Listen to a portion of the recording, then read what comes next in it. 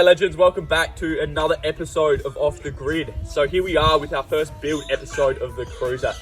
While we're here for this video, we're also going to do a bit of a rig rundown and enlighten you on some background history of the Cruiser too. So I'll get straight into the background history and some knowledge of it. I purchased the car in September of 2019 from Murray Bridge Toyota, and it took about 3 months for the car to arrive at Murray Bridge Toyota. And then from there on, it then got sent off to Jackson's 4x4 in Murray Bridge. So they're an ARB dealership. They also specialise in doing a fair few builds. They do a hell of a lot of cruisers, but they obviously do all four-wheel drive as well. So Jackson's pretty much did all the build on the four-wheel drive, except for the tray. I'll go into that a bit more detail later. But yeah, so pretty much everything you can see, they did it. So the reason I sold the Rodeo and then moved up to the Cruiser, for me, I found that the Rodeo was kind of complete.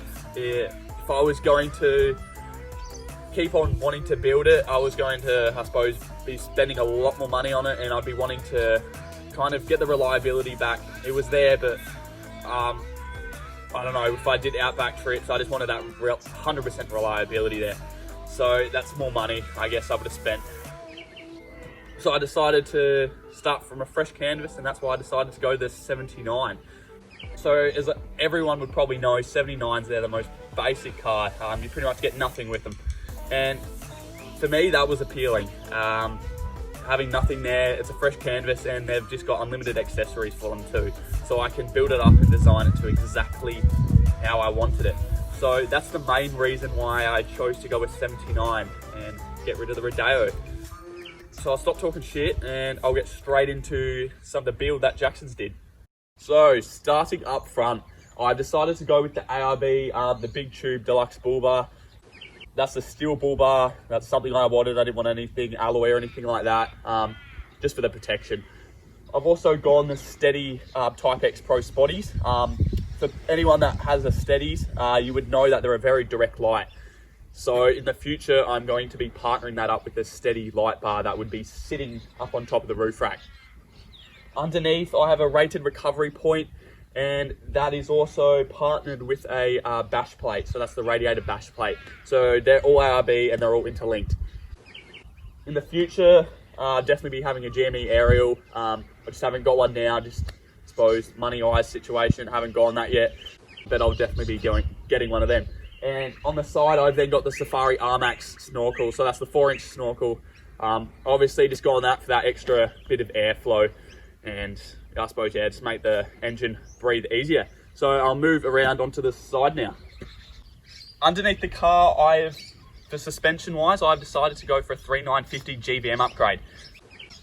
The GVM upgrade was all done before the registration of the car, and that's just to keep the engineering costs lower. So the reason I've decided to go the 3950 GVM upgrade is you see, some of you may have seen a lot of cruisers out there with the big canopy on the back. They've got the big van on the back, and their rear end is just sagging. It's not a good look, and obviously when you're carrying that much weight, it's illegal.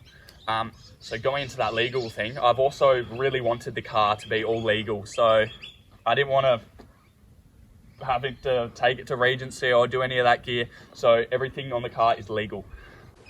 So I've gone with the Old Man Emu GVM upgrade. I'm just using the Nitro Charger shocks. They're the sport shocks. At the moment, I haven't gone the BP51s. And that's just my personal preference at the moment, just because I'm not sure if this suspension setup is going to be something I'm going to keep, or if I'm going to completely change the whole suspension setup in the future. So at the moment, I'm super happy with it. It can definitely handle the weight. Partnered up with that GVM upgrade, I've also gone with the Mickey Thompson Badger ATZ tyres. They're in the 33s. That's just with the D-shaped steely rim. I've only had them on for about 5,000, so never had the tyre before, but so far they're doing awesome. So on the side, that's about it. Let's move our way down to the back. After Jackson's had finished off with the car, it then got sent up to Tailem Bend. So there's a metal fabricator up in Tailem Bend called Elite Fabworks. They're a father-son metal fabricator, and they pretty much built the tray from scratch. We sat down with each other. They had got AutoCAD going, and we pretty much designed it. to my needs. I'm super happy with how it turned out, and it's definitely one of the hit of the car. So I put 2 toolboxes either side, and I've also got a rear slide out drawer. In this toolbox, this is where I'm keeping all my air compressor or pump up or deflating gear. So everything got to do with air is right there. For my rear slide out drawer, I keep anything from, I suppose, all my tools or any dirty gear that needs to go in there. The boys have also chucked a stainless steel top on here, stainless steel plate. I can use that for pretty much anything, cooking or prepping food, or I suppose even sorting out anything really. So yeah, there's plenty of room in here, and it's pretty hidden away as well, seeing as you can't see the handle through the number plate.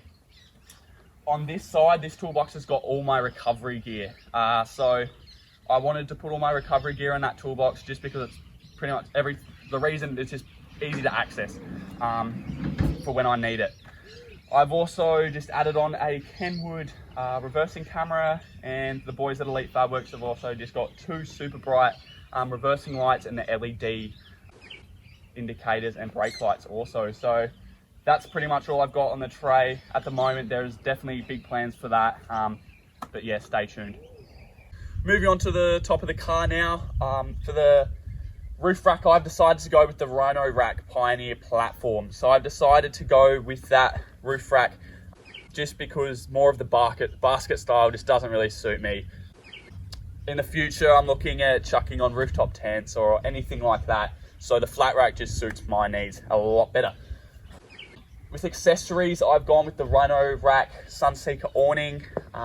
Haven't used it too much yet, but with the reviews I've heard, they're meant to be pretty good. On the other side, I've got my shovel holders, and at home, just with accessory wise, I've also got jerry can holders for more of those longer trips. So yeah, up on top, that's all I've got. Moving on to underneath the bonnet now. So we have the big 4.5 litre turbo diesel engine. I haven't done too much gear under here as of yet. As I said, there's still going to be more of the build series, so there's definitely going to be more stuff coming here. So what I have done, Jackson's fitted a Provan catch can, so that was probably within the first 200-300 kilometers, and I've also got a Direction Plus secondary fuel filter. So that was more just for the safety and keep that reliability of the engine and just keep it clean. I've stuck with the same air box. You just can't go wrong with, I suppose, with the air filters, the paper filters, sorry. And I'll just grease that up around the edges before any trip. I've also just got some ARB diff breathers. That's going to be getting upgraded later on, just to do all the transfer case as well. And at the moment, that's pretty much it. There's going to be secondary battery going in here, but at the moment, it's pretty stock standard, so that's it under here. As I said at the start of the video, cruisers are super basic inside. So as you can tell, there's not much here. You can definitely design them to how you want them, but for the time being, I haven't done any of that kind of gear. So I've got my HEMA HX1 up here for any long trips. I've also got my mount there, my phone, which is obviously for the hands-free, and that is then connected to my Kenwood head unit. So I got rid of the factory Toyota head unit just because, to be honest, it's shocking. I've also got the 3D Max Tracks floor mats and the RM Williams seat covers, so they're for the front and rear. That's pretty much all in here. I've upgraded the LED light to an LED light up in the roof, but apart from that, that's pretty much it. There's definitely big plans for it, so stay tuned again for another build series. Alrighty guys, so I hope you enjoyed the first episode of the build series of the Cruiser. Make sure you do stay tuned because there's definitely going to be more episodes of the build series. So make sure you give this video a thumbs up and subscribe if you did like the video. Comment below anything that you guys think I should do to the Cruiser for any upcoming videos.